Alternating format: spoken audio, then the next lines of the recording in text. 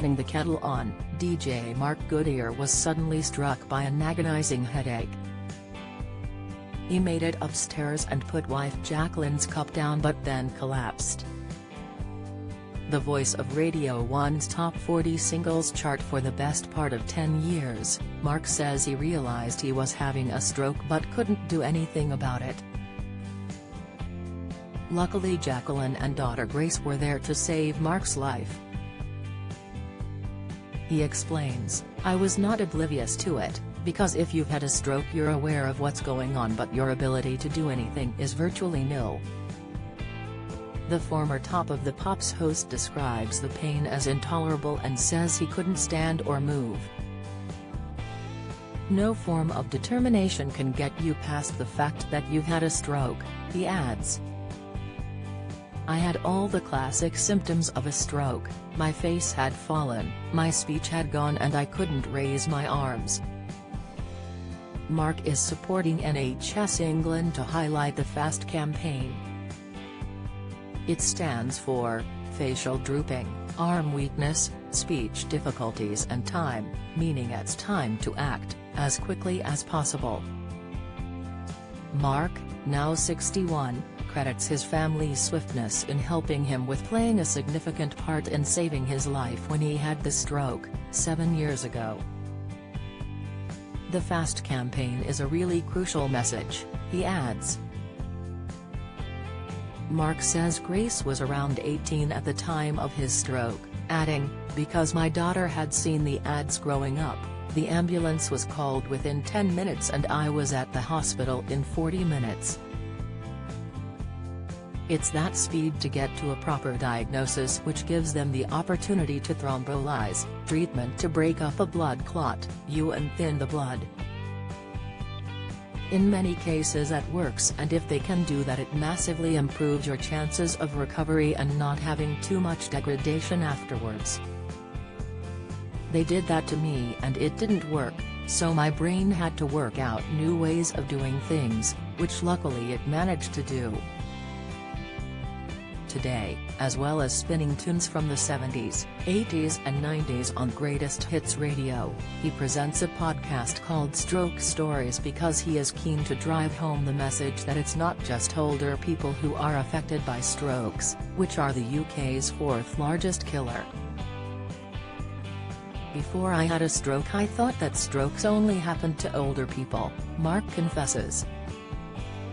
But on the show we hear from people who have had strokes as teenagers and others in their 20s and 30s. We even spoke to one person who survived having a stroke when they were in their mother's womb. Doctors could never quite pinpoint why he suffered a stroke, but they say a major contributory factor was probably stress, given that he was previously fit and healthy and even completed the London Marathon twice. Mark says, "I love to work. But when you don't get the work/life balance right, you don't always know you're pushing yourself beyond what your body will tolerate. I probably overworked myself for 30 years." After making a full recovery, Mark went back to work though.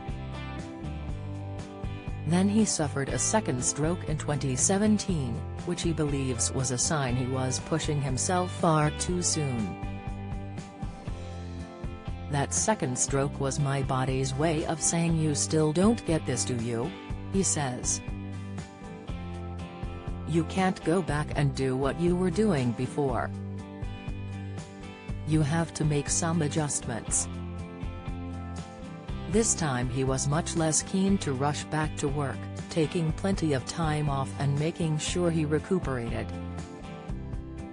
Mark says, "It's tempting to think you can pick up where you left off. But what the second stroke taught me was that I definitely didn't want a third stroke." Mark grew up in a family that loved classical music, even playing the cello himself. So how did he end up becoming one of Britain's best-loved disc jockeys? He says, "When I was a kid my family didn't have a television.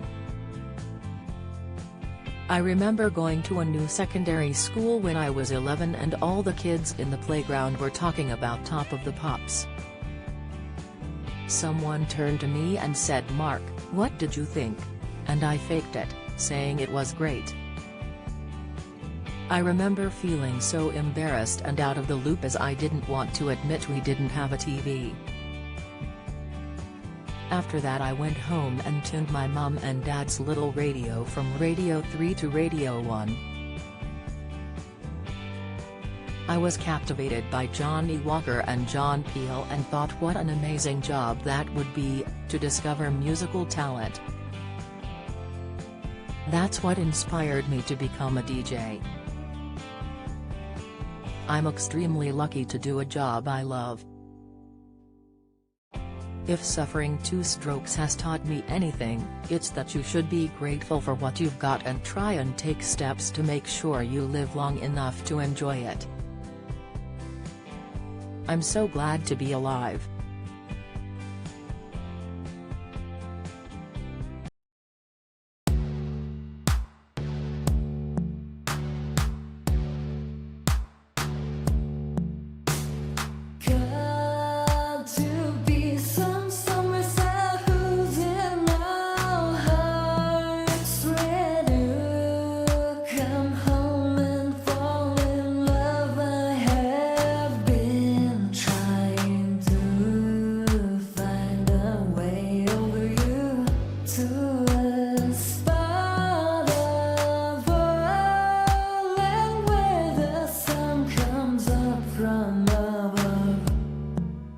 Now